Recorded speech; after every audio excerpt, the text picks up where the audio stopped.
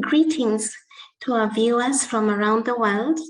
Thank you for joining our program today, where we will be discussing the book Beyond Liberal Order: States, Societies, and Markets in the Global Indian Ocean with Dr. Harry Verhoeven and other distinguished members of the panel. As we proceed, kindly note this program is being recorded and will be uploaded on our YouTube channel. As we proceed, please post your questions under the Q&A section. Remember to follow us on social media. We will be posting our social media handles in the chat area. Follow us. We have many more exciting programs coming up. I would now like to hand over to our director, Dr. Murugi Dirango, to open the session. Welcome, Dr. Dirango. Thank you very much, Pauline. Greetings to all our audience. I welcome you to our event today. As Pauline has said, my name is Murugi Dirango, the Director of Columbia Global Centers, Nairobi. CGC Nairobi is part of a network of 9 global centers established by Columbia University in New York. The CGC network seeks to enhance shared learning and steer and deepen global dialogue on pertinent and emerging issues, such as we are discussing today. Today, we are delighted to partner with Columbia University School of International and Policy Affairs, otherwise known as CIPA, the Center on Global Energy Policy, to launch the book Beyond Liberal Order: States, Societies, and Markets in the Global Indian Ocean, edited by Harry Verhoeven and Anatol Lieven. Dr. Harry Verhoeven is a senior research scholar at the Columbia University Center on Global Energy Policy. Harry's area of expertise include the political economy of climate change, international relations, and the linkages between water, energy, and food security. His regional focus is on Africa, the Middle East, and the Western Indian Ocean. Harry will launch and moderate a discussion on the book with 3 panelists. The first panelist will be Dr. Chandana Khan Momand, who is a social scientist with a main area of research in inequality and inclusive politics. She leads the IDS Governance Research Cluster and the IDS Pakistan Hub. Michael Walde-Mariam is an associate professor of international relations at Boston University's Pardee School of Global Studies. He also serves on Boston University's graduate faculty of political science and is a faculty affiliate at the African Studies Center. Our third panelist is Ms. Faith Madera, a senior researcher at the Institute for Global Dialogue, where she oversees the Foreign Policy Analysis Program. She holds a Bachelor of Political Science in International Studies and an MA in International Relations from the University of Pretoria. The links to our speakers' full bios will be available in the chat box for your full perusal. Dear audience, please kindly deposit your questions and comments in the Q&A box at the bottom of the screen so that our speakers can respond to them when that time comes. At this juncture, I would like to hand it over to Harry to give his remarks and to introduce the book. Welcome, Harry.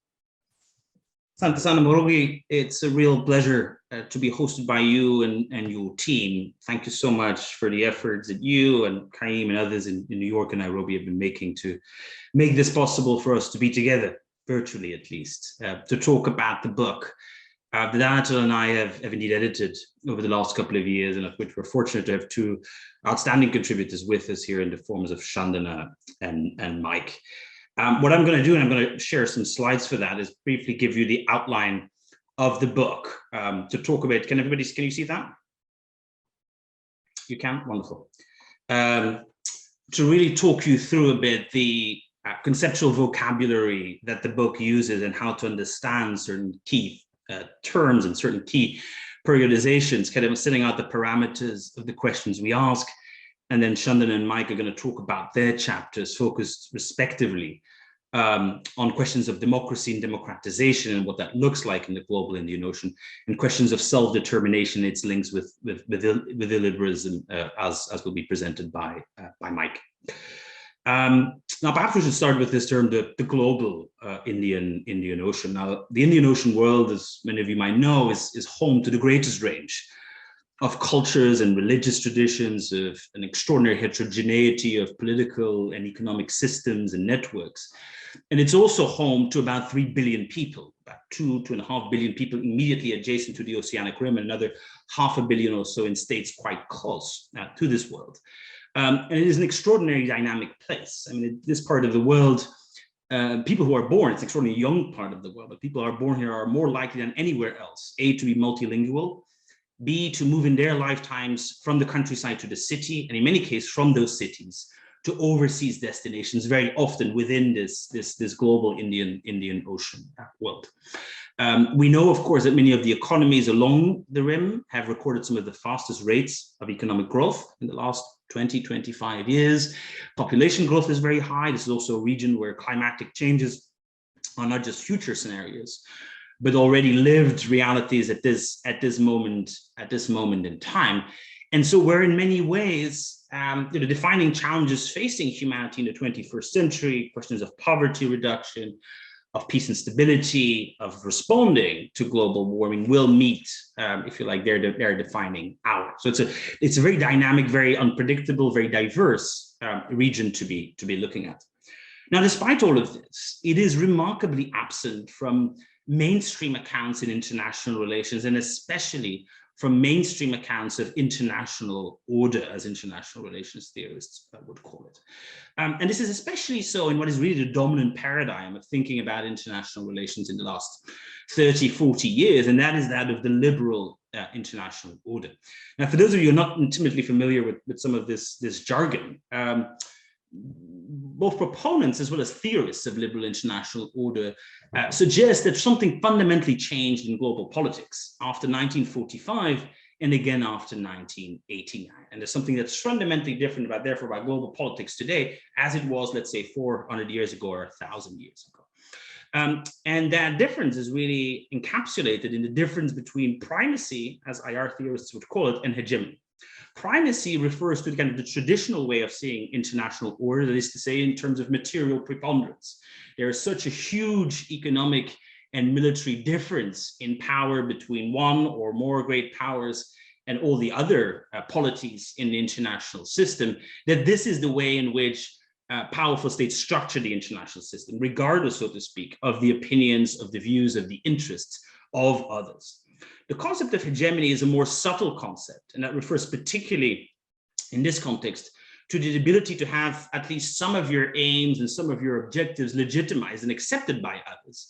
And you usually do that indeed by making some of your decisions, excuse me, some of your interests, some of the mechanisms that you set up to create international order, to subject them at least to some form of rule and some kind of consensual decision-making among other entities in international relations.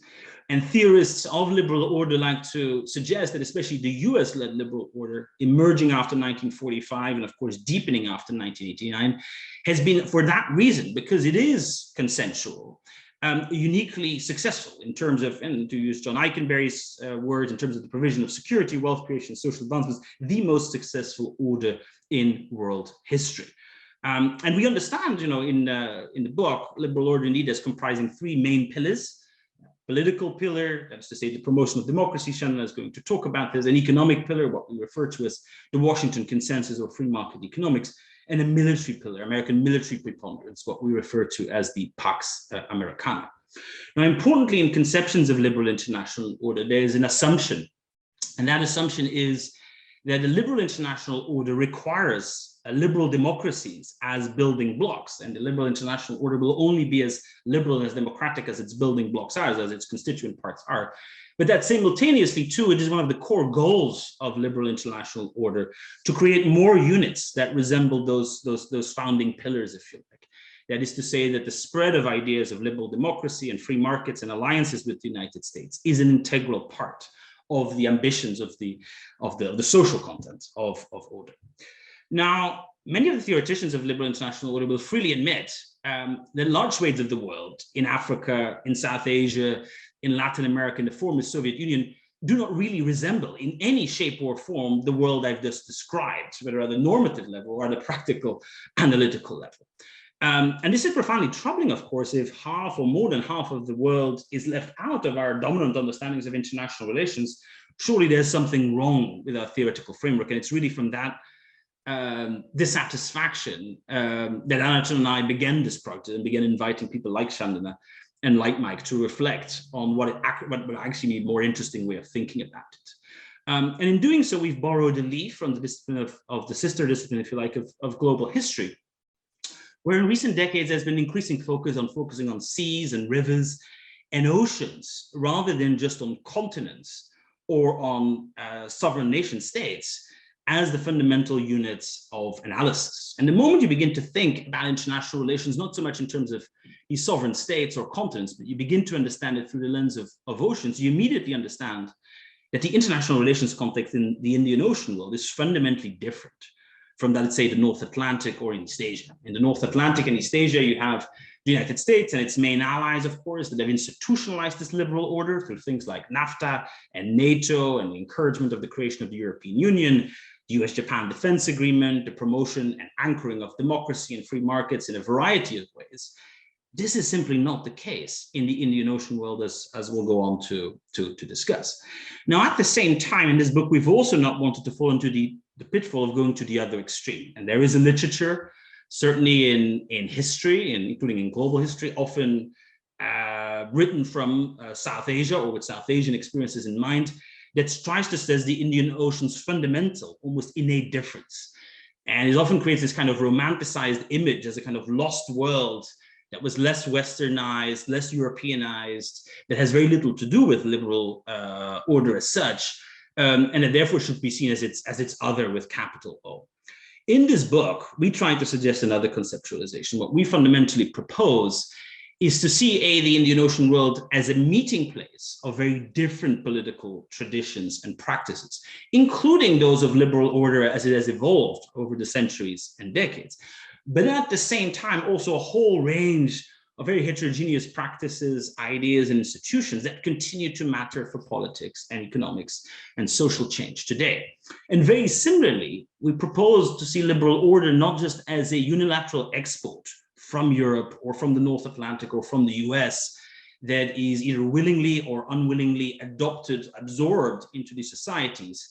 But we propose to think of liberal order as an encounter between the world of the global Indian Ocean and that of other parts of the world. And there's this kind of a co-formation of ideas, of norms, of practices, as we try to show in the book.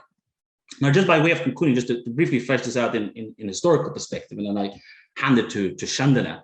In the book, make some references to history. It's important, of course, to point out that this world of the Indian Ocean, the global Indian Ocean, was, of course, at the very beating heart of the world economy for many centuries before the advent of European imperialism, that this was an extraordinarily, like today, heterogeneous, diverse world with all kinds of different states and different forms of social and economic organization.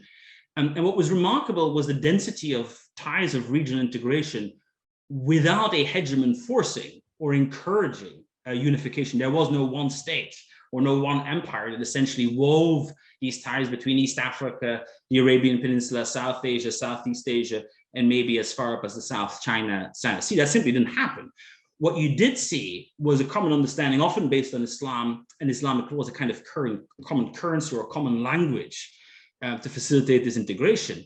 And you saw, of course, all these very important minorities, religious minorities, ethnic minorities, linguistic minorities, that were, if you like, kind of the foot soldiers of integration operating in many different parts of this world and being so crucial to generating this commercial dynamism, but also, of course, very importantly, an intellectual dynamism in terms of knowledge production and dissemination. And we see that really, with the advent of liberal order, with the Pax Britannica, the emergence of the British Empire, the success of the British Empire really lay in not trying very hard to try to get this world to assimilate and to very much resemble it or the European experience, but its very success lay in what we call thin hegemony. That is to say, you have a hegemon here that tries to provide a select number of public goods, the freedom of navigation, the idea of the gold standard and sound money kind of economic investment regime, but not a whole lot more. And again, and in many ways sought to build and deepen that diversity and use many of those minorities around the Indian Ocean world to really turbocharge pre-existing networks. Now, interestingly, there's very much strongly this idea that you get under the Pax Britannica, as you get it today, of course, under the Pax Americana, of the difference between legitimate liberal empire, if you like, and illegitimate illiberal imperialism. This idea of a fundamental rupture in international relations, that there's something quintessentially different about this liberal project that means that the bad name that imperialism have is not something we should associate with empire. Now, as Mike is going to point out, in reality, a lot of this liberal international order has always had deeply illiberal foundations. But as an idea, this has, of course, been something that's long been very important. You see this, for example, very quick quote by Lord Curzon, of course, who was the Viceroy of British India, but who also importantly, of course, governed some of the Sheikhdoms and the trucial states in the Gulf. And as you can see here, his quote saying, we have no intention whatsoever to change anything fundamentally in these societies. We're not trying to tailor these into proto-Englishmen. The essence of thin hegemony, in this case of British hegemony, is that we provide this thin veneer, which is not openly contested, and which people don't rebel against, but that provides a number of public goods in which this empire of heterogeneity functions. It's a very different understanding of international order than what I laid out earlier. And again, in the book, we show that there's various ways in which these ideas of liberal order don't just affect the Indian Ocean, but the Indian Ocean affects how liberalism understands itself. You cannot understand liberalism in the 19th century without reference to the campaigns against slavery, against piracy, against sati in British India, the immolation of widows. These were foundational ideas to what it meant to think as a liberal in England as well as internationally. The same is, of course, true today, for example, in terms of how we speak and think about development and the way in which the Indian Ocean world has been a canvas on which to project ideas. And this continues in this period after the Second World War, where, yes, we see the creation of decolonization and the creation of sovereign states. But we also see, as this part of this kind of US-led embedded liberalism, again, a reversal to pretty thin hegemony in which the United States provides a very select number of public goods, was quite successful in doing so. And that, in many ways, thereby enables rather than counters that diversity I was talking about. Now, in the last couple of decades, we've of course seen attempts to make this liberal hegemony considerably thicker. The advent of neoliberalism, end of history thinking, the global war on terror. There are many different ways in which the United States has sought, indeed, if you like, to assimilate many of the peoples, the societies, the markets of the Indian Ocean into something more closely resembling the theoretical ideal. What we find interesting is the resistance that we've seen against that. And in many ways, the cannibalization of many of these discourses and ideas to put them once again at the service of these many, many more older traditions and ideas that continue to be relevant around the Indian Ocean world, whether in Southeast Asia or indeed in Eastern Africa. This is a quote I'm putting up here from one of our contributors from Singapore, pointing out the sheer popularity of that term liberalism. But of course, as he points out as well in his own chapter, Singapore is very interesting because on the one hand, it borrows very extensively from liberal international order to make itself possible as a city-state experiment. At the same time, it's a deeply illiberal state. This is not a historical aberration, it's actually very much in continuity with these historical patterns we discuss in the book. So I hope that gives you a bit of a sense and a bit of an appetite. I now hand it over to Chandana to talk a bit about democracy, democratization, and what that looks like on the ground in a number of Indian Ocean sites. Chandana, over to you. Thank you so much, Harry. And I'm just going to share my screen here as well. I'm very happy to be here today and to speak to you about my chapter, which, as Harry already said, picks up on the idea of the political order and the political dynamics of this region, and which have generally been sort of portrayed as being on the illiberal side of things, largely based around these deep segmentations that I'll talk about a little bit. And in the chapter, part of my effort is to see how that might be changing, what are current political dynamics, but also how that engages with this idea of democracy promotion and how we might want to think about that. The chapter is on Pakistan, but I'm hoping that a Kenyan audience and across sort of Eastern Africa more generally will also be able to see how some of these patterns are expandable. And as Harry's mentioned, the attempt isn't here to suggest that the Indian Ocean world behaves in any one particular way. It's incredibly difficult to find patterns across the region, but it's still valuable in some sense to try and see if there are common concepts or ideas that we might be able to see replicated across the different parts of this. And in some ways, if that helps us explain what is the current political dynamic that we're witnessing in the countries that surround the Indian Ocean and make up the world of the global Indian Ocean. The starting point of my work sits essentially in what Harry was just saying about about the legacy of colonial rule, and that's the starting point of the chapter here, is to suggest that whereas we might not be able to generalize much else, what is generalizable to some extent is the fact that much of this world found itself in a democracy that came very rapidly at the end of colonial rule. And what that essentially does is that in a lot of places where democracy might be thriving in a particularly liberal form, what we see is the development of administrative infrastructures and bureaucracies well before the sort of advance of democratization, and therefore the challenge in much of Western Europe and Northern America was to see how bureaucracies, all-powerful bureaucracies, could be made more accountable to emerging democracy. Whereas in much of the post-colonial world, where democracy came quite rapidly came quite rapidly to match what were essentially bureaucracies that carried on from colonial periods and therefore carried on the logic of the colonial period. And that logic is essentially defined by extraction and revenue collection as its two main areas of focus of state administration, and what the state was looking to do in these areas. And then what we see in the post-colonial era then is this reproduction of very particularistic bureaucracies that were focused, that were sort of drawing on the legacy of establishing control and drawing revenue, as opposed to the logic of universalistic equal extension of services and delivery of services across. And so what we get at this point is this idea that what was happening here is that democracy came in to bureaucracies that weren't geared towards delivering to the population. And what happened very quickly was that as political parties formed, they used the bureaucracy to also build their own constituencies, to both build and then maintain their constituencies for the politics that they were now actively engaged in. So that's one scenario that we have. And on top of that, what we hear very often about this part of the world as well is that even though there's been socioeconomic change, the area is defined by very deep socioeconomic inequality, that this has remained incredibly high, and that when we talk about socioeconomic inequality in this part of the world, we're not just talking about economic classes, but also ethnic segmentation. This is along tribal, religious, ethnic lines, and it's not, and that these are particularly immobile.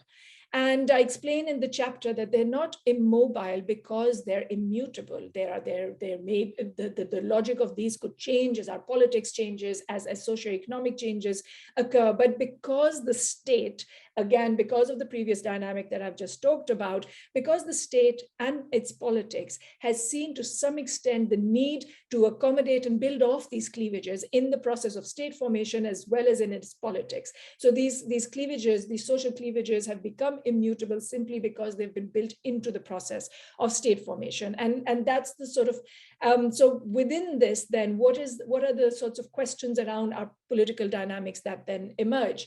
So when we read the literature on the politics of these regions, it's generally it's what these countries are defined as patronage democracies that have ethnic political parties. So political parties that are built around particular religious or ethnic or tribal groups. And that's something that many of us in these countries can relate to. And that those political parties then essentially cater to particular groups, and therefore we have what are patronage democracies.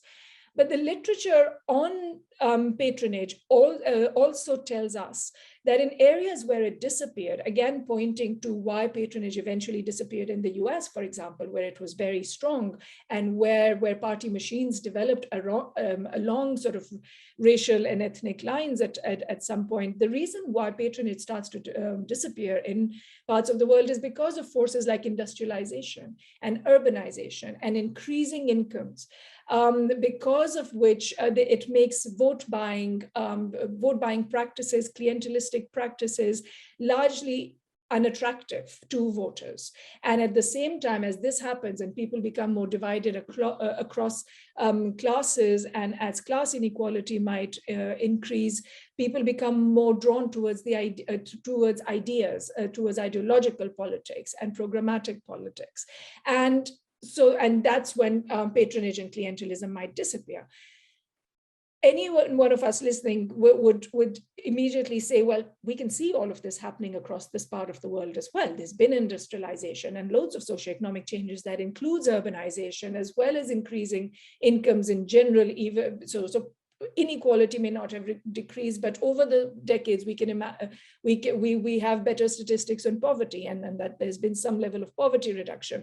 So why then are we still talking about, why are then we defining these areas as patronage democracies? And that's the sort of question I take up, together with the idea that as politics takes hold, as voters become more and more engaged with the politics of their countries, that the basic idea of clientelism and patronage, of being able to monitor how voters behave, becomes really difficult. Networks are fairly complex, and the idea that we know at any one point how voters behave and exactly how they're engaging with politicians becomes more and more difficult. And yet we continue to talk about clientelism. So the question to me largely here is, should we really be talking about clientelism? Are we really still describing these countries as patronage democracies?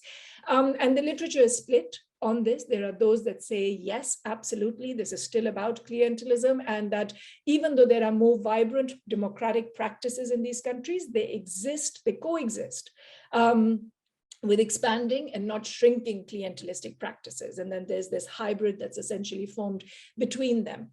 At the same time, and drawing very much on sort of countries across Africa and on India to a great extent, is literature that says that a lot of what we're now seeing is ideological politics, the politics of political parties, and not the politics of clientelism and patronage.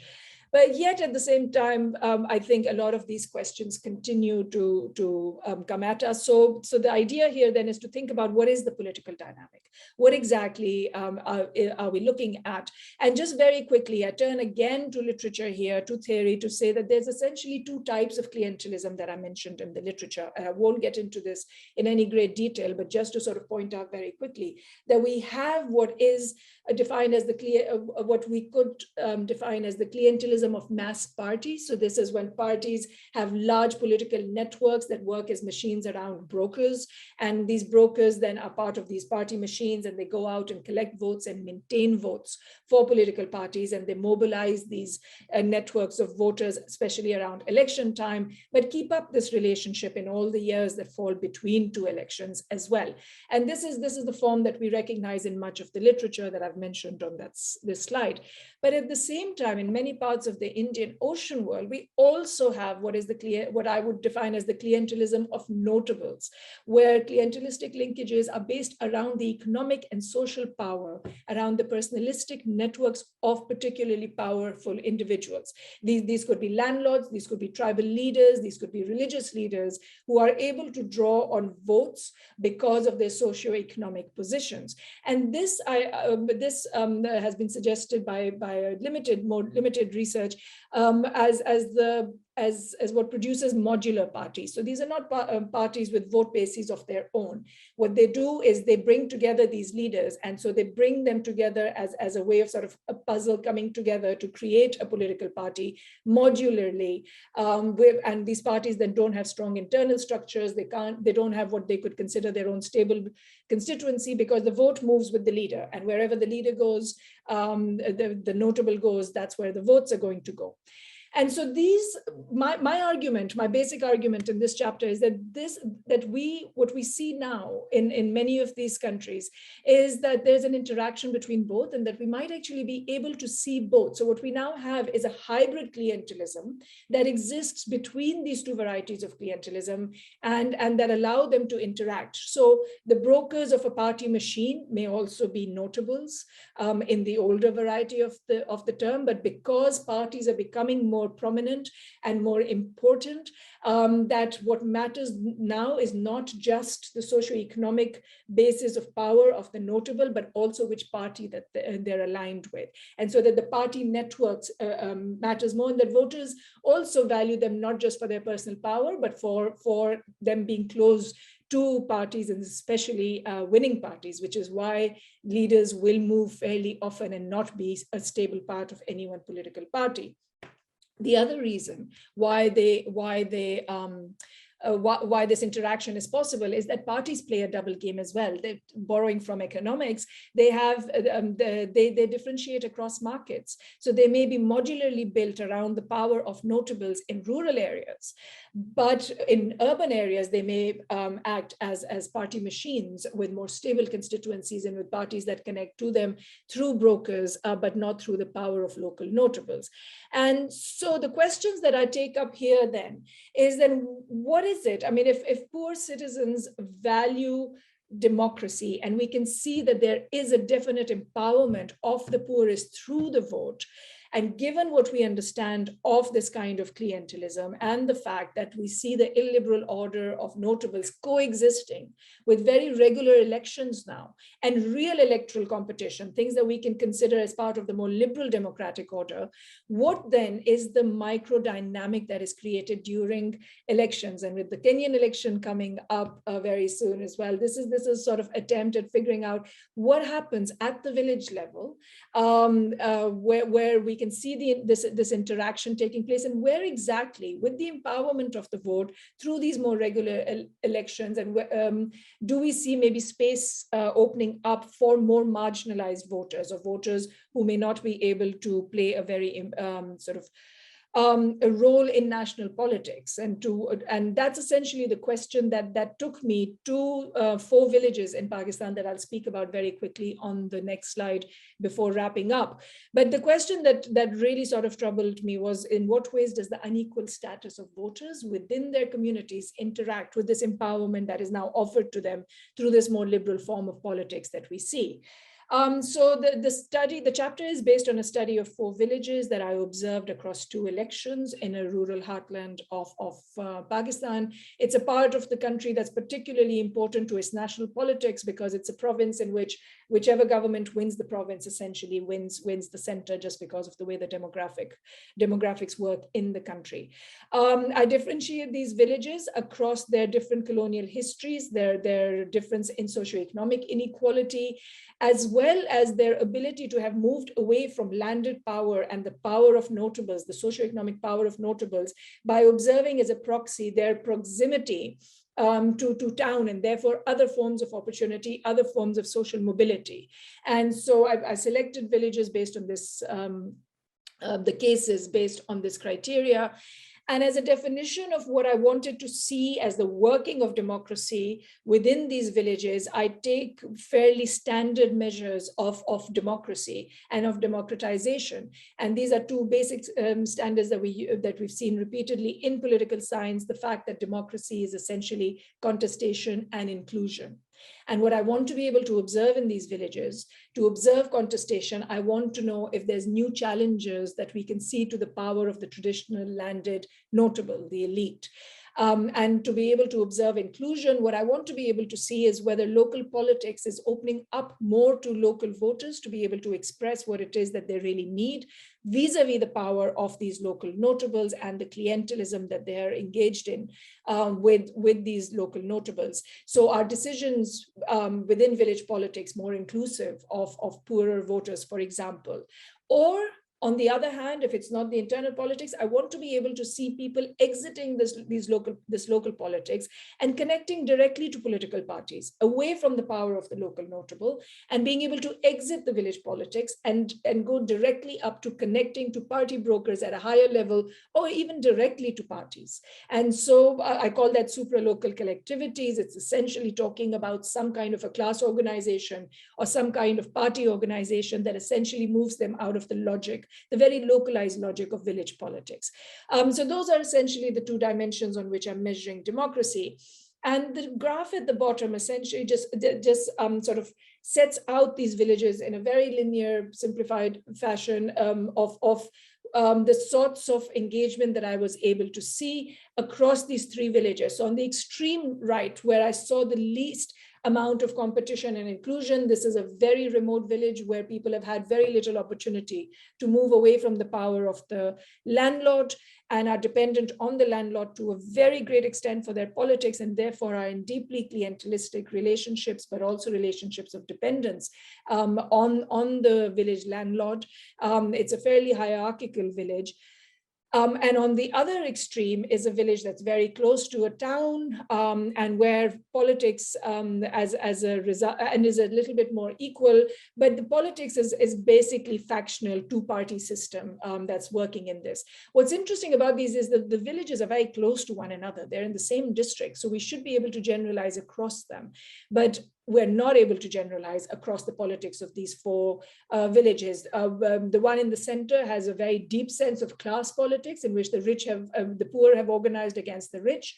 In other places, factions have come together to sort of come together around the power of the landlord. In another village, the landlord has found power moving away from them entirely because of the sorts of socioeconomic change that's happened.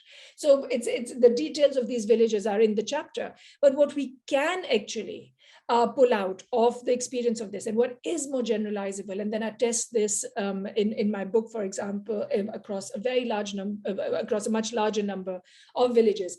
What is generalizable across these is the fact that we do not see contestation. What we see instead is an expansion of inclusion. So with all the changes of a regular election now happening, and let me just reiterate the fact that the concept of an election happening regularly is something that's valued to a great extent by the most marginalized voters. It is their one moment to become visible to a national elite, as well as to their local village elite, as well as the district elite. It's a moment that they become visible to all of these different groups. And so it's something that's valued. But through that, what hasn't happened is contestation. Spaces for emerging new leaders that can compete with the power of the landed hasn't actually happened. But what has happened is that each village has become more inclusive of the voice of its more marginalized voters. But we don't see supra-local collectivities. What we see is simply the village becoming more inclusive of voices, but political party systems are not developing, they're not reaching into villages, and new leaders are not emerging out of this. What are the implications of this? Despite intense competition in national politics, which is what a lot of us are very excited about in terms of the sort of democratization of many of these countries that were previously authoritarian in character, contestation at the local level has not increased, but inclusion has. And there's more of a language of accountability, the need for accountability, the expectation of accountability, and of responsiveness from politicians that has certainly come to many of these very, very hierarchical villages. But the state remains the source of all patronage. And the reason why we see clientelism continuing is because of this, because the bureaucracies remain particularistic, politics remain mediated. And through all of this, even when you see a movement within the village of new leaders emerging, they have nowhere to connect to outside the village because parties are not opening up that space. for representation at a higher level. What is the trajectory that we can see here? We can get into that in the questions and answers, but I think the two areas where we might see is sort of have worrying implications from all of the worrying trends coming up is one is the rising influence of China in the region, and another one is the democratic backsliding that we're seeing at present. And I'll leave it there. All right, great, Chana. Thank you so much for that. Mike, over to you to speak to your chapter. Great, thanks, Harry, and thanks to you and Anatol for including me in this volume. It was a real joy to participate in, and just a really fantastic group of contributors, as I think Chandana's presentation illustrated top level, and so I was happy to join the team. So my I don't have a PowerPoint. I'll just speak a little bit about my contribution, which was chapter 7, and it is titled "Divide and Rule: Partition and a Liberal State Building in the Horn of Africa." And I have to say, this is a much more timely chapter than I originally anticipated when we started working on this back in 2016 or 2017, whenever it was. And that, of course, has to do with the conflict. Civil conflict in Ethiopia. There's a lot, I mean, I won't make a direct connection, but there's a lot that I put on the table here that I think is relevant to that particular crisis, and we could explore that more if folks want to go down that route. So what the chapter attempts to do is explain and understand the afterlives of the 1993 separation of Ethiopia and Eritrea. The most significant aspect of which was the emergence of two very resilient experiments in a liberal state building. That is to say, ruling elites in both Eritrea and Ethiopia that were the architects of this mutual separation in 1993. I think the technical political science term would be partition. You might call it, you could refer to it as secession in this particular case, but they were the architects of this particular moment were able to consolidate control of and govern very autocratically their respective states for the 3 decades that followed. In the case of Eritrea, those ruling elites are still in power. In the case of Ethiopia, those elites have lost national power, but are relevant at the regional level in the Tigray region. And as I point out in the chapter, this fact or this reality, historical reality, I think highlights one of the contradictions that surrounds projects of partition in the Indian Ocean world. We could refer here to the 2 Yemens, Sudan, South Sudan, perhaps India, Pakistan, etc. And that is that partition and its corollary, self-determination, are in many respects profoundly liberal precepts, right? As Wilsonianism and a slew of liberal political theorists since Wilson have attested. And as such, it is embedded in many ways inadvertently in the sort of thin liberal hegemony, to use Harry's language, that has characterized Pax Americana in the Indian Ocean world. Yet at the same time, these ideas, once realized, have often yielded succeeding state building projects that were actually quite illiberal. Right? They have not delivered democracy, in many cases, strong human rights protections or secure property rights, but quite the reverse. And I'm actually not the first person to sort of, certainly not the first scholar to sort of point to this disjuncture between the liberal ideal and projects of self-determination. You could look at some recent work by Samuel Moyne, who sort of gets at this disjuncture in a much different way than I do, but there are many others that I think have spoken to this contradiction. So with this as the intellectual point of the departure for the chapter, I make the argument that you can really only understand why the separation of Eritrea and Ethiopia gave way to 2 very illiberal but no less resilient state building projects by understanding the politics of elite collusion, right? And so the political settlement between ruling elites in Ethiopia and Eritrea that laid out the terms of their mutual separation in 1993 also involved an unstated bargain, hidden from public view. In the chapter I referred to as a Pact of Domination, in which they offered reciprocal political, military, and economic support to one another, with an eye towards consolidating and maintaining power in their newly reconfigured countries. So what was at stake here in the separation of the 2 countries in 1993 was not simply an agreement to sort of divide Eritrea and Ethiopia, go their separate ways, but also an agreement on how these territories or these polities would be ruled in the following years, and in fact decades. Right? So that's the argument. Let me unpack some history here just to give you some context, and then give you a flavor of what that bargain actually looked like in practice, how the system of mutual support actually operated. So Ethiopia and Eritrea's separation in 1993 was precipitated by a long-running conflict, civil war. So Eritrea is annexed, I would say forcibly, by Ethiopia in 1962, which triggers a nationalist rebellion that same year. By the mid-1970s, that rebellion spreads such that you have an assortment of regional and ethno-nationalist rebel movements in Ethiopia proper that are challenging the Ethiopian state. So by the mid-1970s, Ethiopia is led by a Marxist junta called the Derg. And as some of you may know, what ends up happening is this coalition, or like a coalition of armed movements, marches on the capital in 1991 and overthrows this Marxist junta. And so spearheading that effort is an Eritrean armed nationalist organization called the EPLF, the Eritrean People's Liberation Front, later to be called the People's Front for Democracy and Justice, the PFDJ, currently Eritrea's ruling party, and a group from the adjoining Ethiopian region of Tigray called the Tigray People's Liberation Front. And so what they do between 1988 and 1995, which includes the last years of the war against the Marxist junta, a 2-year transitional period between the fall of that junta and an Eritrean referendum on independence, and the early years following the divorce between the two countries, is to basically devise two things, right? A political settlement on the terms of Eritrea and Ethiopia's mutual separation that involved formal, very public agreements on trade, borders, port access. Ethiopia becomes the most populous landlocked country in the world, the status of Eritreans in Ethiopia and vice versa. And then B, an informal, unstated strategy of mutual support that would enable the uncontested dominance of these political forces in their respective countries.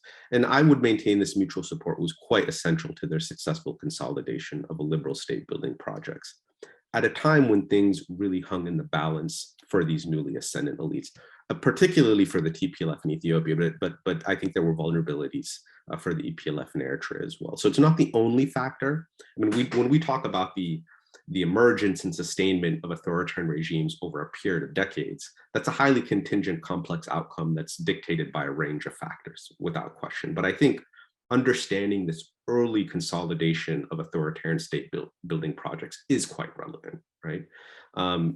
This project of collusion, I think, played a key role. So I don't want to overstate the argument.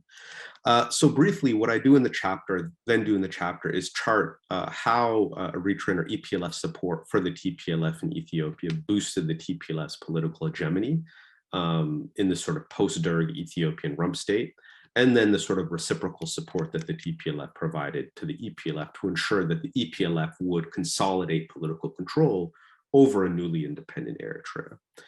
So in the former case, I'll just highlight a few things. The EPLF gives the TPLF direct military and intelligence support that it leverages against its main rivals for power in a post-Derg Ethiopia. Right? And there were a number of key rivals, but probably the most important was a group called the Oromo Liberation Front. If you know anything about Ethiopian politics, you understand that the Oromo are really quite central to Ethiopian politics.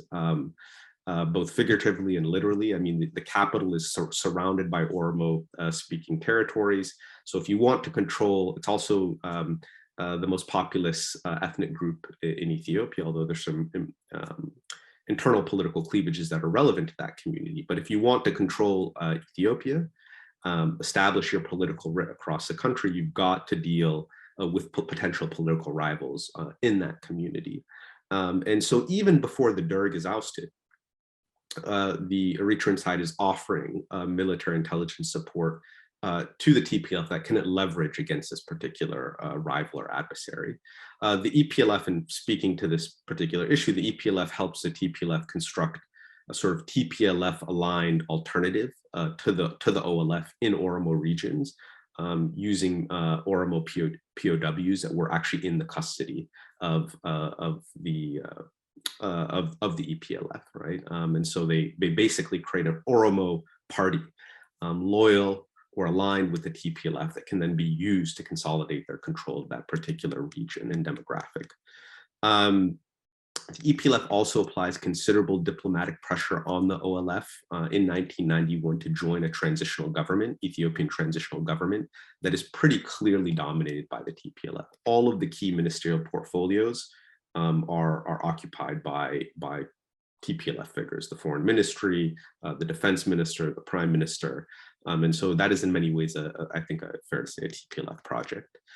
When the TPLF and OLF have a full political and military rupture in 1993, in the context of, I think it was regional elections, not only does the EPLF provide quiet military intelligence support, but also overt diplomatic cover for quite successful TPLF operations against the OLF.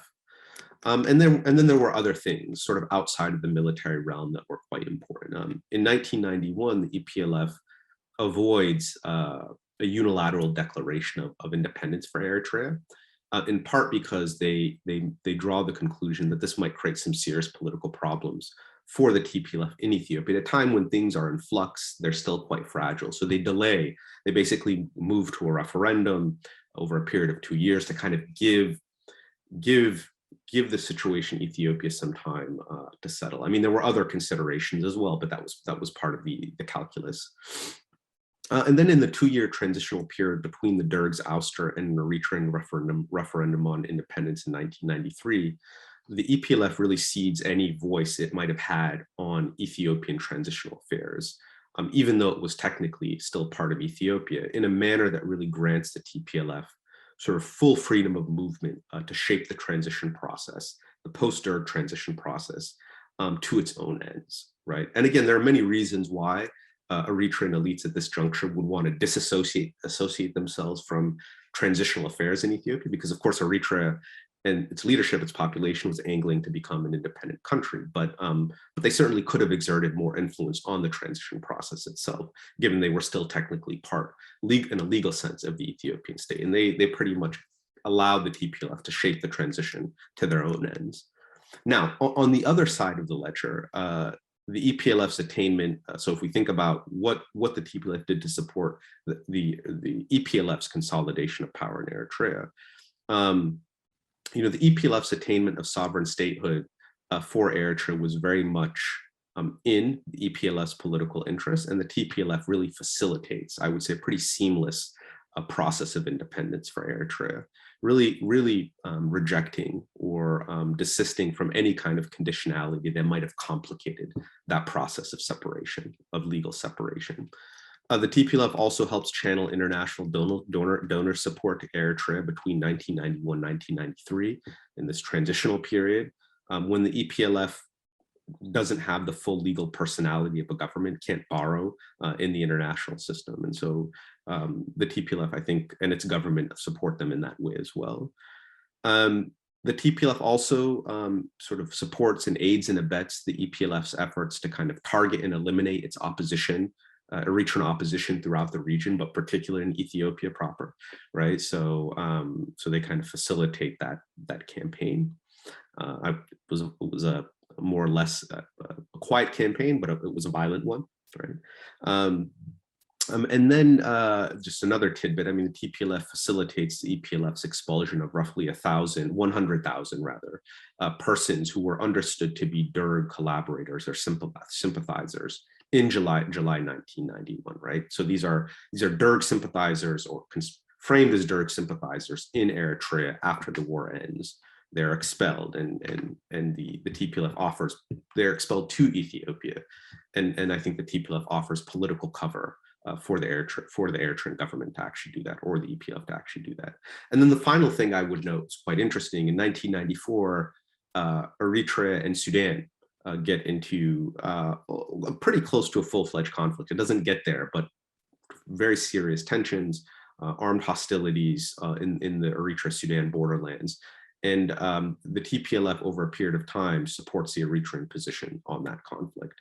And this was important. I mean, what the Sudanese, I mean, I think there were claims and counterclaims on both sides, but the Sudanese were backing Eritrean opposition in Western Eritrea. And so that was a pretty considerable threat, I think, to the EPLF's consolidation of power.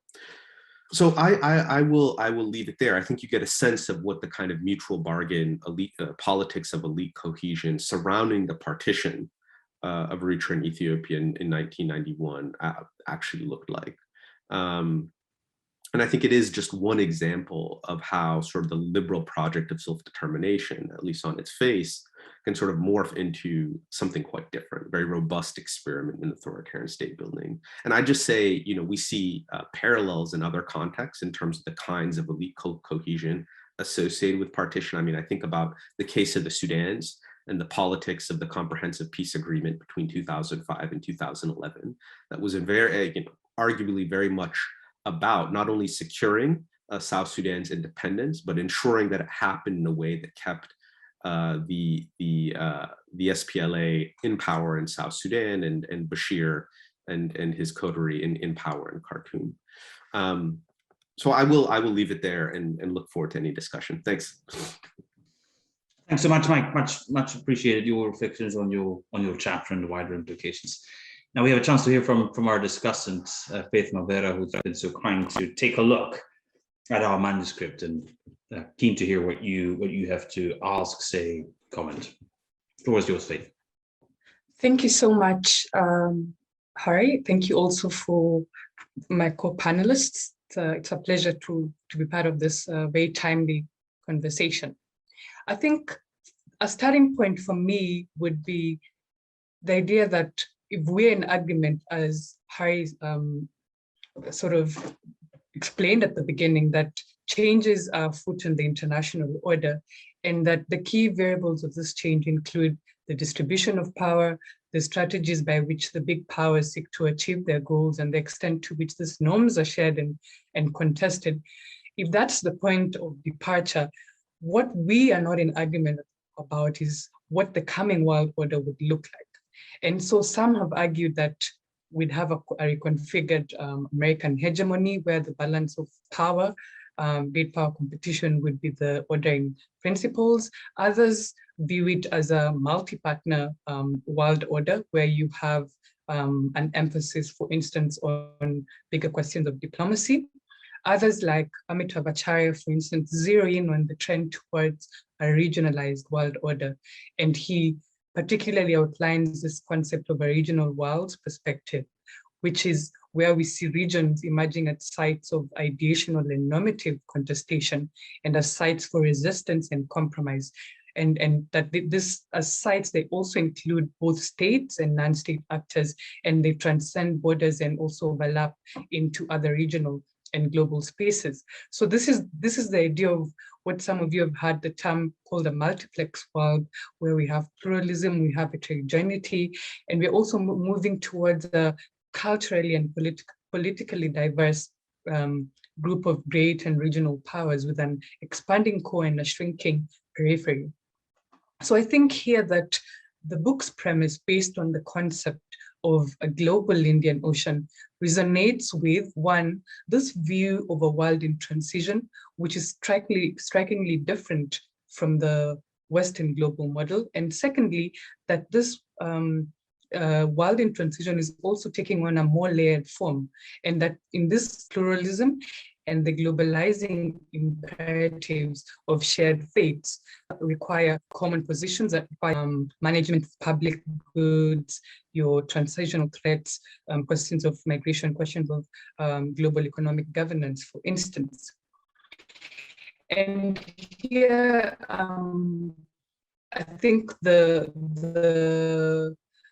conceptual bedrock, which is the thin hegemony that has also been discussed as this post-hegemonic or post-Western world, or even in some cases, we want to say with the liberal order that's crumbling, and how thin hegemony is shaping the structural conditions of the emerging order that is in interaction with the global Indian Ocean. I think this concept of thin hegemony is particularly apt because it enables us to get a glimpse, to get an insight into the interactive effects between the global, the local, and the regional norms and material flows. A second point I think that the book also touches on, and also Harry mentioned it, was the various cosmopolitanism, the kind of dense interdependence that we see in the global Indian Ocean. And this kind of diversity that we see, this kind of pluralism that we see, affirms how important regionalism, and in this case, we are tapping also into the concept of a macro region, relates to the international order. So how does this plurality of polities and nations, this idea of cultural diversity, this idea also of differentiation, how it also leads us to think more about regions as containers of diversity.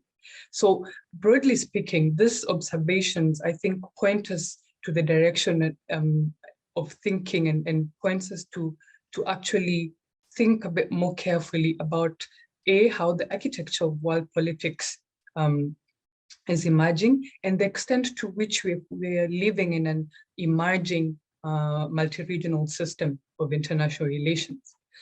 Allow me to go back a bit and just touch a bit more on the concept of a macro region, because I think the notion and the concept of a macro region also sort of nudges us to think and to go a bit deeper into the more vigorous and conceptual and theoretical debates about the conceptualization, the nature and the purposes of regions, and how, for instance, regionalisms are understood. But apart from the underpinning logic and drivers of regionalism, there's also the question of historically embedded norms and values, and how those historically embedded norms and values come to play a more relevant role in shaping distinct regional orders. This is, of course, linked to the question of how we are to assess the impact of regionalism on the liberal features of the international order, the variety of drivers that drive order building, the variety of drivers that also define the shape, the tasking and capabilities of regional arrangements, and how, in the context of this diversity, it makes the identification of a single pattern quite elusive. So this is where also the notion of multilateral utility that regions can play, for instance, becomes important, because we might have regional cooperation might become a more important vehicle, depending on the issues, for voicing differences, for deflecting unwelcome initiatives, and for advancing shared solutions within the emerging patchwork of global governance. So in summary, I think that a core contribution of the book is a welcome prod for us to avert our gaze from the geopolitical prism that has often influenced a lot of the analysis on regional dynamics and order building. And I also enjoyed how the book blends past and present viewpoints, how it also delves deeper into Afro-Asian perspectives and the interlinkages between these perspectives. And I think also a key word for me, or a key theme, is potential. The book highlights the potential of a cooperative impetus, for instance, on how we are to navigate the mediating geopolitical and strategic interests that are pertinent to the Indian Ocean macro region. It also highlights the potential of geoeconomic convergence. For instance, how are we to envisage an interregional interface between the nascent African continental free trade area, the ASEAN, and the regional RCEP, Regional Cooperation for Economic Partnership, and how this also should be understood vis-a-vis the Belt and Road Initiative. At the same time, we also cannot escape the transnational and interconnected dimensions of some security issues that have particularly interlocked regional security interests with strategic agendas of the major powers. Case in point here being the global war on terror. And also, for those of you who are familiar with the dynamics of the Horn of Africa, you'll understand that there's an increasing trend, for instance, toward militarization of the Horn of Africa, and how the Horn is being reshaped into a strategic security space with increasing linkages between maritime issues and transcontinental security agendas. So your questions about your critical choke points, sea lines of communication, and your transcontinental agendas to do with, for instance, peacekeeping operations and anti-piracy operations as well. So I think there's also interesting questions and ideas that I've had with respect to the Indian Ocean, and here coming from the premise of also understanding it as a macro region, is the idea or the questions as to what extent the Indian Ocean Rim Association can enhance Indian Ocean multilateralism, and how well is it doing in this regard, for instance, in leveraging the blue economy for economic and developmental agenda. Another question that has also been put forward in recent years is whether there is potential for a zone of peace and cooperation in the Indian Ocean, certainly borrowing from the idea of the zone of peace and cooperation in the South Atlantic, and how this has the potential to sort of push forward certain agendas to do with continental maritime issues, as well as the blue economy and security agendas and interests as well. Lastly, conclusion, an open-ended question for me that remains is whether the prevailing global order is one of enduring disorder. This is a question that I'm sure you've also had quite often. And if this is the case, this has implications for the evolution of regionalism and regional orders, and that this also has implication in the sense that we are likely to see, in the case that we're moving towards a regionalized world order, we're likely to see how, or it will be interesting to keep a brief on how regionalism and regional orders will be an important dimension of realignment of power and interest at the global level. So will regionalism, for instance, be a cover for coercive hegemonic aspirations, or will it be a tool to navigate the transition from a hegemonic world to a non-hegemonic order? And I think this is some of the themes that I explored quite deftly in the book. I think in the interest of time, I'm going to leave it there, and I look forward to the questions. Thank you so much. Thanks so much, Faith, for taking the time and being so generous with your comments and your observations. They're certainly most useful from my perspective. Let's perhaps see whether there's participants who'd like to pose a question or make a comment, either in the chat, or I don't know if they can. I don't think that you can raise your hand, but I guess you could pose it in the Q&A or in the chat. Is there anyone who'd like to put something out there, to share a thought or a question or disagreement, perhaps? I had some few questions. Probably I'll consolidate all the questions into one. About the implication of the book or the discussion to our context, especially now that we are facing the elections in August. I think all of you know. What lessons can we draw from the various chapters of the book, and what can we avoid and what can we not avoid in this heightened time of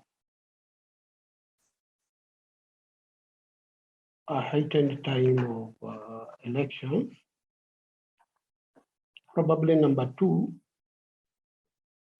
I can ask one of the panelists. I don't know your names as yet. I think it's what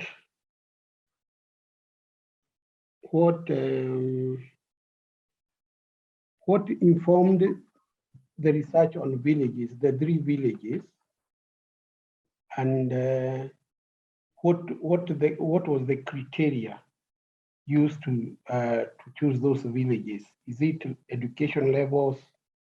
Is it marginalization? Or is it other factors? And my brother from, I think, Ethiopia, maybe I can ask you a question. Now that Ethiopia and Eritrea annexed or separated, what were the, especially the external influences of such separation? Did the West play a part, positively or negatively? Did Africa, the rest of Africa, play a part, positively or negatively? And the number, I think the last one, if I don't remember another question, is that how I can get the book in print form. Hope All right, clear. well, yeah, you almost. That last question is the easiest. I will post the link in the chat. The other questions will require slightly more elaboration. I think, Shannon, there's quite a few questions there for you. Of course, how should we think about, in the case of Kenya, this election? What is a useful way of thinking about it and approaching? And of course, a question for you at case selection, and Mike, of course, the question about external influences on Eritrean self-determination, I think would be useful, and then that elite pacting that you described. But let's perhaps start with Chandana. I'm going to keep it really brief, but I think I can mention a few things that will get to some of the questions you've put up, Moses. The easiest part on case selection, this was, I mentioned during the talk that it was about wanting to pick areas that were unequal in different ways, and mostly connected with the distribution of land under colonial rule, and therefore the creation of notables and of local power in the hands of a few individuals, which is something that we see in different parts of the region that happen under colonial rule. And the other one is a proximity to a town, just so that we can use that as a proxy to see to what extent voters in these villages then have the capacity in post-colonial times to get away from the power of these notables. So something that's created under colonial times, are voters able to get away from it? And I chose them based on a variation of this to see what then happens with the coming of elections and regular elections, and see what changes we see between two elections that I was observing in these places. But part of what you've sort of talked about, asked about as well, is implications. And I said again in the talk that it's very hard to generalize, but there's a few things that we're seeing, not just across Kenya and Pakistan where this is based, but also in India and the UK and the US and a number of other countries that we're starting to see as a sort of pattern that's coming up. And this is, I mentioned at the end of the talk, is the backsliding. So whereas we thought that there was this sort of march forward of a democratic order, we realized that in the interaction, not just in the Indian Ocean world, but across different parts of the world, what we're seeing instead is a democratic backslide, that we're at a worse point democratically right now in terms of our indicators than we've been for about 15 years that it's been, than we were 3 decades ago, and that the downslide has been consistent for the last decade and a half. And a lot of what we explain this with is polarization. We're more and more polarized, and we see this as the need, as the work of leaders that are surprising us with the extent of their illiberalism on basic issues that we thought we'd move beyond, on the sort of us versus them politics, on being misogynistic, on speaking about women in particular ways, in speaking about race and ethnicity and religion in particular ways, and marginalized voters. And I side a little bit in terms of what to take away from this kind of discussion now. I think what I see more logic in moving forward is to not just be constantly thinking about why leaders are behaving in the ways they are and why political parties are behaving in the ways they are, but to actually think a little bit more now about why voters are voting for this kind of politics, and to think about voters a little bit more. Leaders are behaving in the ways that they are because it's resonating with voters. And there's a type of language that resonates with voters on both sides, and they're sort of drawing apart more and more. And part of the logic of what I was doing in this chapter, and maybe a little bit of an appeal in terms of political analysis, is to go down to the local level, maybe not the village, but at least sort of neighborhoods and all, to be able to ask why voters, why these messages resonate with voters, why this particular type of politics resonates with voters, where we were having a discussion just before you all joined us with Murugi telling us about the fact that we're worried about elections that are coming up, and that's a sentiment across countries. Now, elections worry us. The types of leaders that are coming up worry us, and a lot of the language we hear around politics worries us. And so I think the implications of the interaction between liberal order and the more illiberal order that we're now seeing globally is to think about what it is that voters are reacting to and responding to, and what it is about the ways in which we're organized socially that allows this kind of language to resonate, so that political parties are not losing their vote bases. They're managing to consolidate their vote bases, so that the issue right now is not that certain parties are broken or certain leaders are speaking a strange language, but that political systems are simply, and they're not broken. This is simply the way that they're actually operating now. And there is a new political logic. And I think it's a lot of what comes out of the book is the dynamic in different places of being able to see how that logic forms and what are the forces around which that logic forms, and what is it that it is, what kinds of dynamics it's referring to. I'll stop there.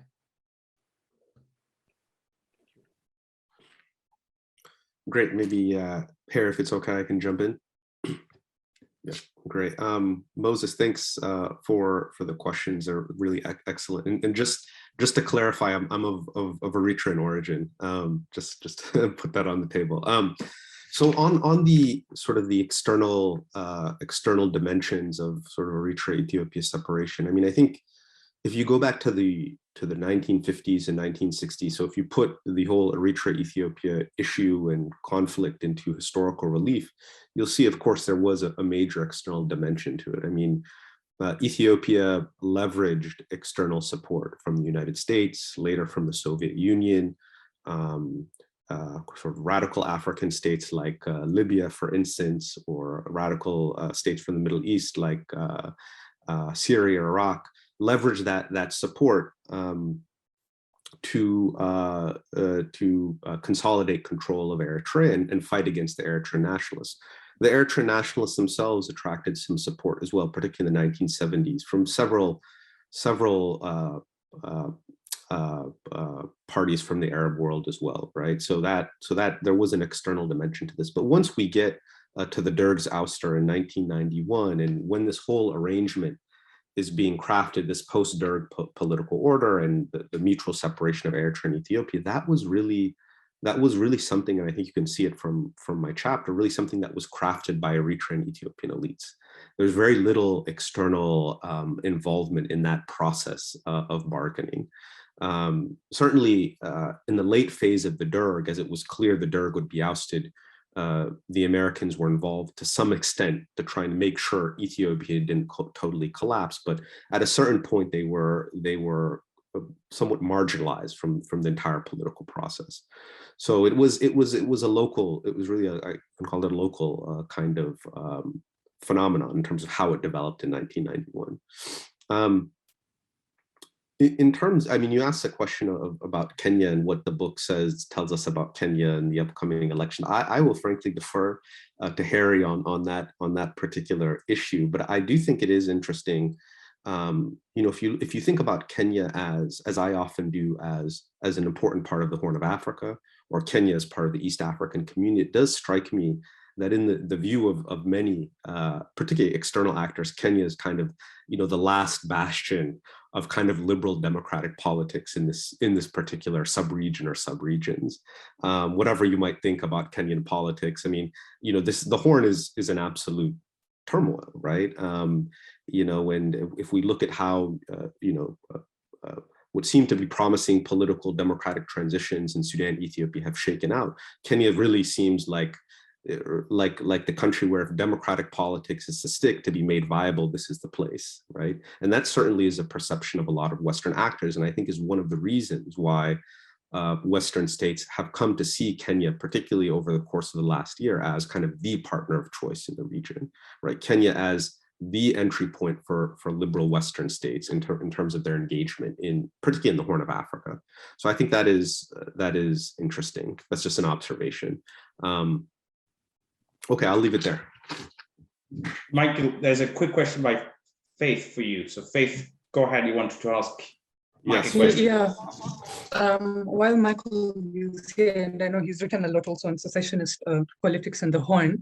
So my question was, I know like from your premise of how, for instance, the Eritrean state was birthed from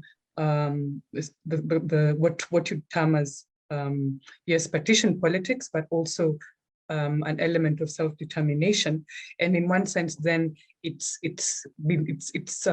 increasingly been characterized or had this label of an authoritarian regime, a pariah state, if you call it that.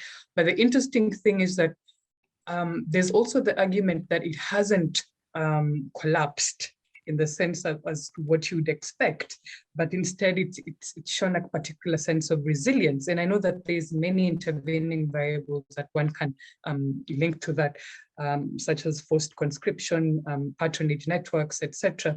But don't you think that the fact that the Eritrean regime has, despite its sort of characteristics as we know, and its pariah status, that the fact that there's been such a push to ensure regime security and it hasn't collapsed in that sense of the word, don't you think that that in itself also lends strength to a lot of your arguments about how, in as much as the origins had liberal leanings in the sense of the arguments that were put forward, self-determination being a case in point, the outcome is very different. So maybe quickly just speak to that sort of contrast.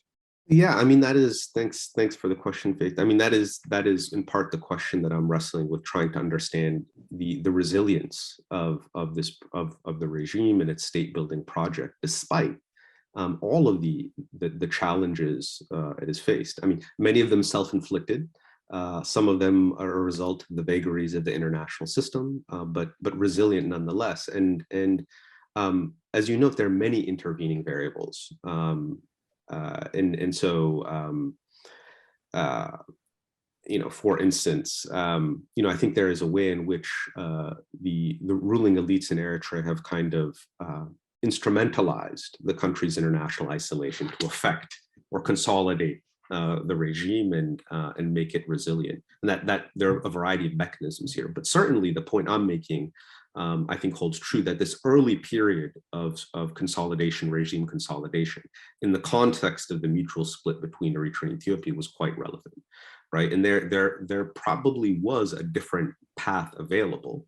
That would have had its own challenges and problems, but the way the process of mutual separation was handled, I think, lent itself to consolidation, authoritarian consolidation.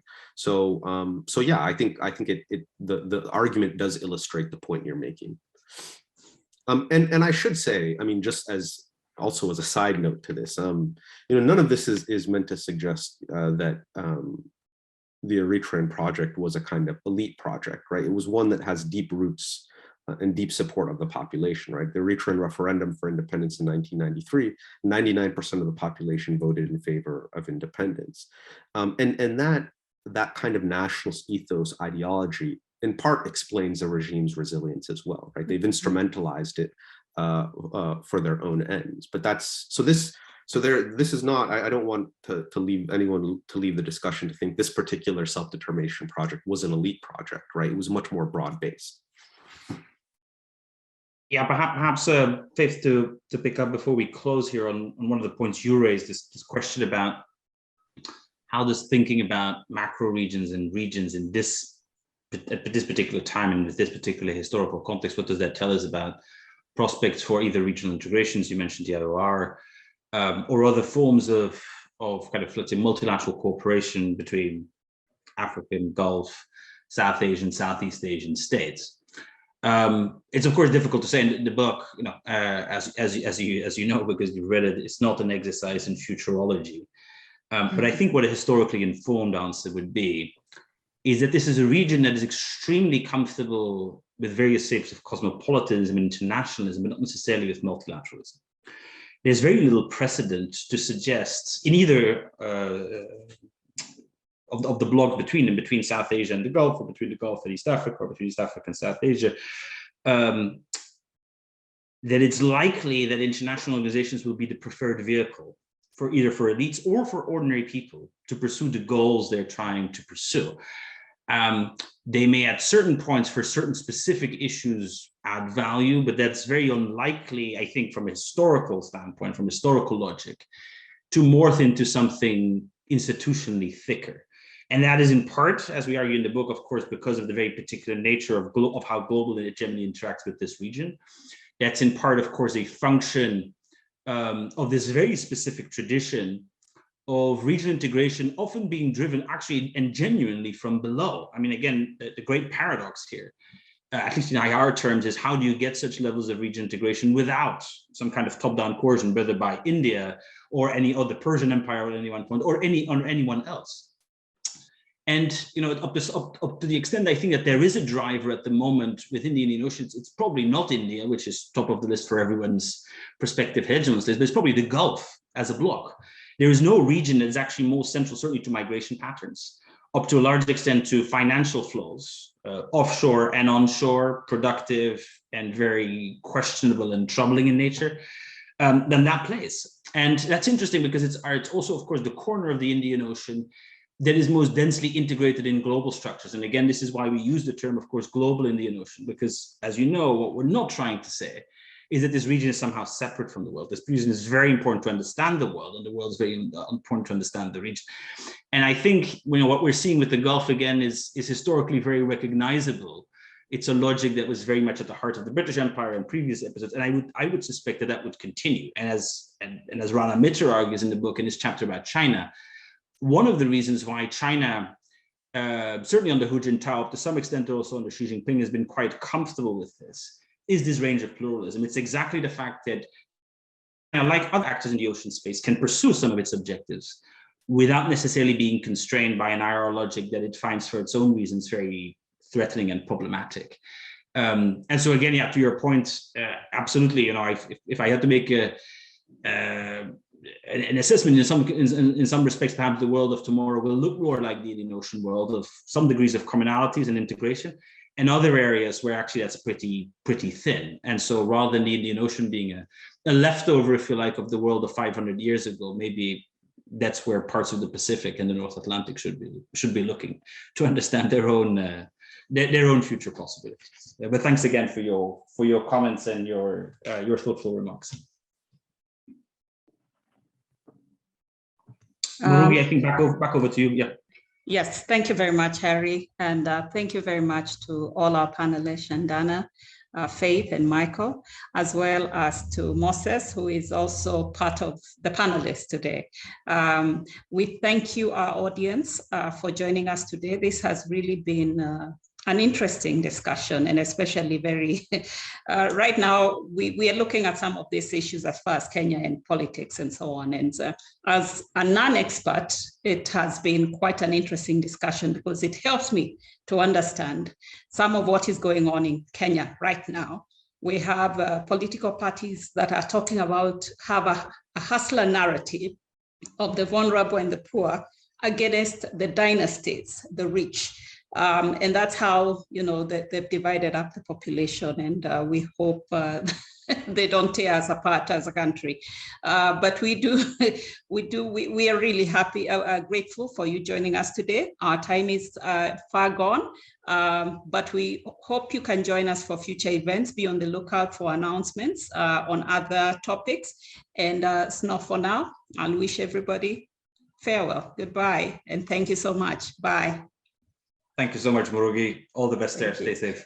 Thank you. You too.